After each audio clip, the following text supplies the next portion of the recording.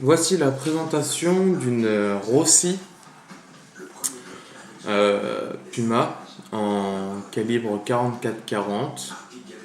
Donc une carabine à petit prix avec de grands espoirs. Nous avons une carabine à levier sous garde, modèle 1892. On a beau dire ce qu'on veut sur les Rossi, qu'on a une Rossi sur deux qui fonctionne pas. Personnellement, celle que j'ai, je n'ai rien à redire. Hein. On a vraiment quelque chose de très propre, qui fonctionne très bien. Voici une autre image. Donc le chargeur, 9 coups plus 1 dans la chambre. Le seul défaut qu'on pourrait lui reprocher, c'est d'avoir des visées d'origine. Alors bon, c'est pas forcément une précision exceptionnelle. Ceci dit, en appui à 50 mètres, je ne sors pas du 10. Par contre, il faut être en appui parce que couché, avec les organes de visée, ça bouge quand même beaucoup plus.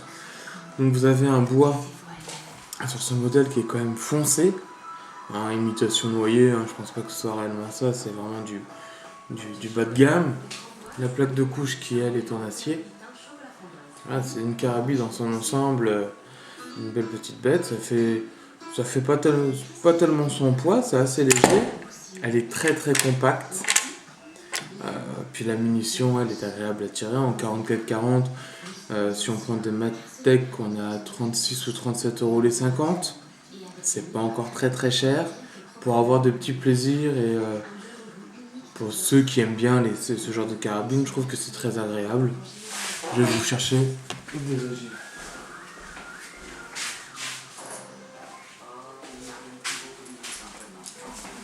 Alors moi j'ai fait des essais avec ces cartouches là.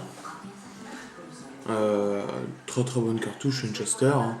Balle plomb, faible vélocité. De toute façon pour 3 des cartons, c'est amplement suffisant. Et voici à quoi ça ressemble. Voilà. 44-40. C'est quand même 2 fois moins puissant que le 44 Magnum. C'est très très très très léger. C'est très supportable pour les gens qui n'ont pas forcément envie de tirer des calibres puissants. Et on est sur une munition qui a un côté historique. Alors pour charger l'arme, c'est tout simple. On présente ici. On la pousse, on la rentre pas totalement. On la pousse. Voilà. Hop.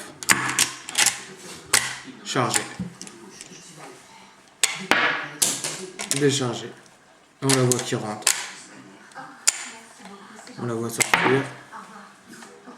Hop, elle relève. Aucun problème de rechargement. Aucun problème d'introduction de la cartouche. On est vraiment sur une arme, elle coûte 520 et quelques euros. On est vraiment pas déçu. La prise en elle-même est simple. On l'épaule très très bien.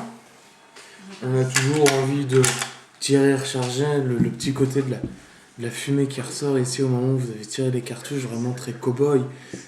C'est très très agréable. On est aux alentours de 520, 530 euros. C'est un bon investissement. Après, Rossi a fait des carabines avec les canons octogonaux où on entend beaucoup plus de problèmes d'alimentation, de tir. Là, c'est un canon rond et je trouve qu'elle va plutôt très très bien. Quand je l'ai acheté, j'étais un peu sceptique. Je me suis demandé qu'est-ce que j'allais faire comme tir. Et finalement, très bon tir. Je vais vous ramener ma première cible pour voir à peu près comment ça va.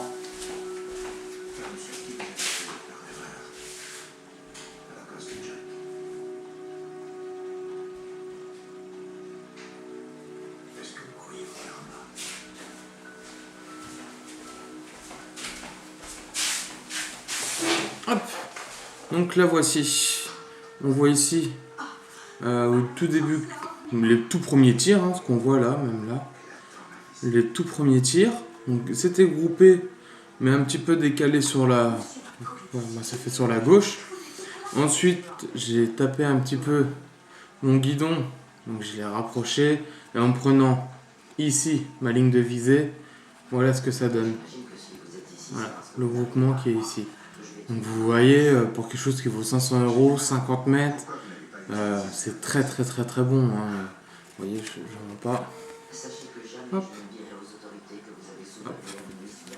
Donc j'espère que cette petite vidéo vous fera plaisir. Si vous avez besoin de plus d'explications, et pourquoi pas, je pourrais prendre une vidéo au stand pour voir un peu les effets sonores et puis le recul que ça peut avoir. Pourquoi pas, je reste à votre disposition. Au revoir.